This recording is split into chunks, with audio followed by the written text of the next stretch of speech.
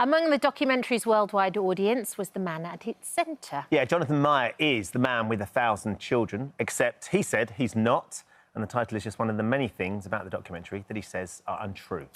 Jonathan is here now to tell his side of the story. Good morning, Jonathan. Morning. Lovely to be here. Very Thank nice you. to meet you. So can you tell me how your sperm donation story started? It was with a friend, right, who was suffering with infertility? Yeah, I was in college and I befriended this friend and we were studying together. I studied to become a social science teacher. And he explained to me that he discovered in that time that he was infertile. Right. And he was talking about the possibilities like adoption, foster, to become a foster parent, and sperm donation. And the latter, I investigated more because I never heard about it. I found it fascinating that people can help families in that way. And how old were you then? 22, something. So early 20s is when you first started looking into it. And then you found a sperm donation clinic in Holland. Yeah, that's right. And what happened then? You contacted them and they sort of welcomed you in and said, let's explain a little bit more about the process? Yeah, I took 1 year to really think it's all over. And it's a big impact on your own life, first of all. After this year, I said, OK, I still feel positive about helping. And I contacted the clinic and they were very happy. They welcomed me and they said, well, please come by and we'll do a test. And I passed the test and I could become a donor. That's quite easy in that regard. And what was it about it that made you want to get involved? Well, first of all, I am from a big family myself. Right. I have 7 siblings. And I love that I've come from a big family. It's a blessing. I'm the 4th child, so I felt always blessed that my parents decided to have more offspring, because otherwise I wouldn't be here. So I also saw, like, that friend, but also other families in our church, that they were struggling to have a family at all. I knew that with the huge demand in donors that I could help them, help families. Yeah, so once you realise and the clinic have said to you, look, you're fertile, your sperm would be very welcome and viable, then that's quite an exciting moment as well. So when you've started making these donations initially at the clinic, what was that experience like? And when did you, sorry, and also, Jonathan, when did you find out that not only were you making these deposits, but also the deposits had then led to creating children down the way?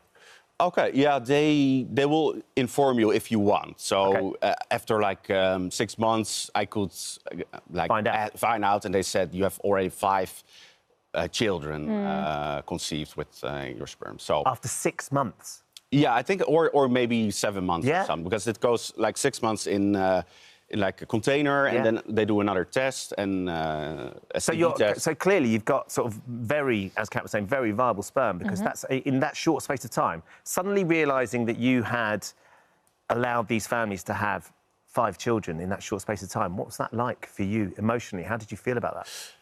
Well, the thing that struck me was that I found out that I became a biological father. Yeah. That I directed my own life in that regard. I never, when I was a little boy, I would never think that that would be the first time I would be a biological father. I would always imagine it with a wife and children.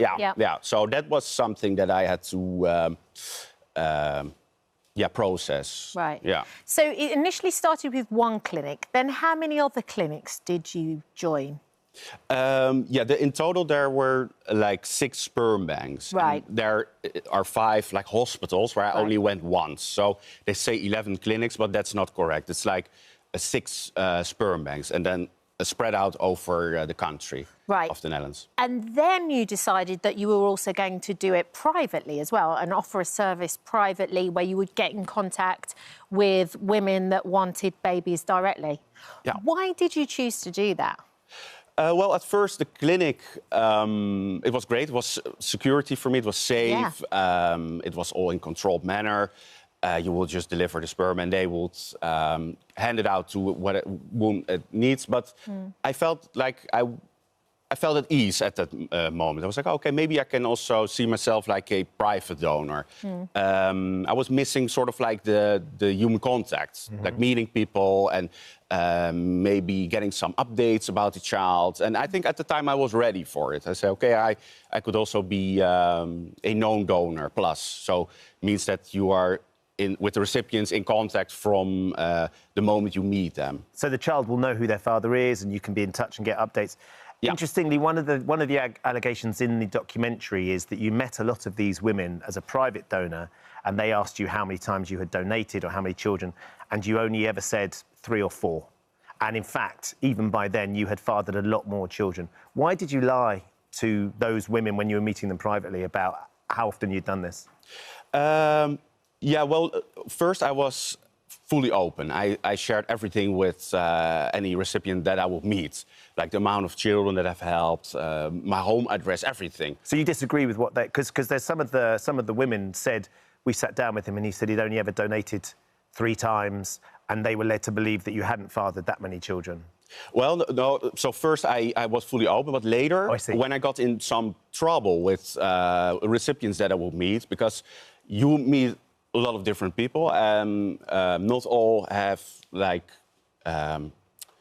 well, some people are just, you know, you don't want to help them. Okay. They get upset and they will do things that are very unpleasant. So I found out by experience that to be fully open is very dangerous to me, because I'm a private donor, so I have no lawyers supporting me, I have no money in the bank that can help me if there's some trouble.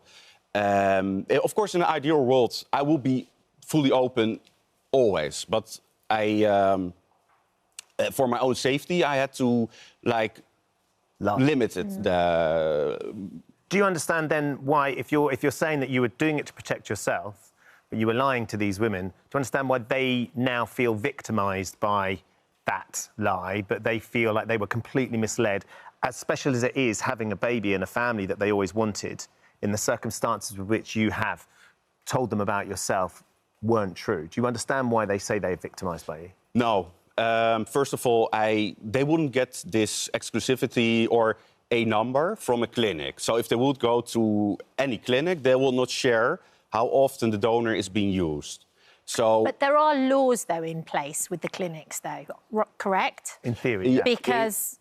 because look, here in the UK, it's kind of 10 families, you can have as many children, and each individual country has different laws.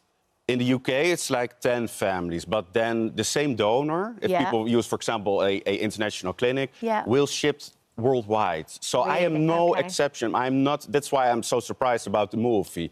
They really try to make appear that I have 550 children, is the correct number. So they make it more exaggerated, and then they pretend that I am very unique. But this is not unique. All the people that use a donor from an international clinic have hundreds of siblings. That is a fact. So the documentary is called The Man with 1,000 Children. You maintain that it's how many? 550. Do you think that's okay? Do you think that's all right, having 550 children? Yeah, because it's common practice. It's not anything for a donor. Of course, as a father, like if you have like 600 wives and then like 1,000 children, of course it's something different. But as a donor, and you spread it worldwide, it's over the whole globe. So, like I say, it's common practice. And this is something people have to realize, that they think it's something exceptional or unique, but it's not. Okay. And if they feel so strongly about it, they should register for a clinic. But because they're happy to have more donors. And then the numbers can go down per donor. Then they wouldn't need donors like me that help in a larger time. Yeah. We have a right of reply from Netflix here. They say, we stand by this documentary and the subjects covered. Jonathan was approached to be a part of the series but declined. We also requested a right of reply from him, but again, he declined to comment. Why did you decide to not comment? Yeah, they asked me and they were very vague at first, so they wouldn't say it was Netflix. And then finally they would say it will be a 3-part series for Netflix, and I declined because to me, Hollywood, music industry, Netflix, they're not really, for me personally, they're not very good parties. Having watched it, do you wish you had been involved and you'd been able to sit and answer the questions from some of those those mothers and those families that feel like you have sort of had a detrimental effect on their lives?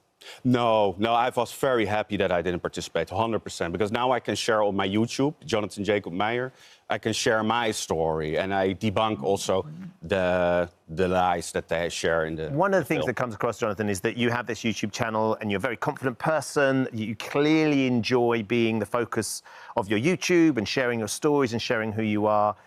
One of the accusations is also that you have a bit of a God complex. You like the power. You like the fact that you have all these children all around the world now. Because globally, I think you went all over the world and you've been involved in this elsewhere. What do you say to people who say that that is really irresponsible? Because there is a real concern, and this is addressed in the documentary, that the genetic concern is with you fathering so many children, some of those children could come in contact without realising that they are related in the future. And there are all sorts of issues with that happening, and they could start a relationship not knowing that they share the same father.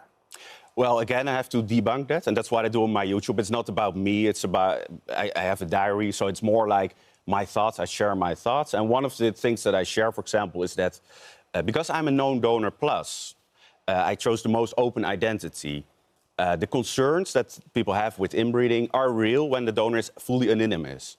But with my form of sperm donation, the children can, with one question, and it shows in the movie, because I don't call it a documentary because it's very low quality for that. But in the movie, you can see also that one lady, she would find out that there were 3 other families in her city. That puts the responsibility on the child. Like, so once the child has grown up, if a girl or a boy meets a partner, they have to say, oh, is your father, was he a sperm donor? And then that responsibility sits with those children, which could happen decades down the line. You think that's OK? They should have to find out what the heritage of their future partner is. That's part of any donor child. It has nothing to do specifically with me. And as I already told I'm no exception. Yeah. This is common practice for the sperm clinic. So it's part of donorship. And luckily, the parents are very careful with that. They will instruct the children from an early age.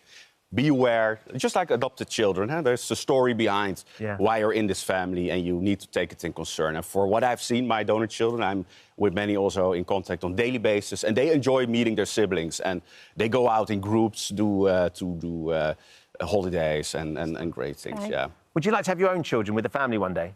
Yeah, absolutely. So you will do at some point, you'll have some that you'll be a full-time father? Yeah, that's also why I stopped in 2019, because I felt that I was constantly helping others and traveling, and I sort of forgot my own ones. I really love to have... There's enough of your sperm out there already. You need to focus on yourself. Yeah, I mean, I helped the demand for other people, and now it's time to listen to my own demands.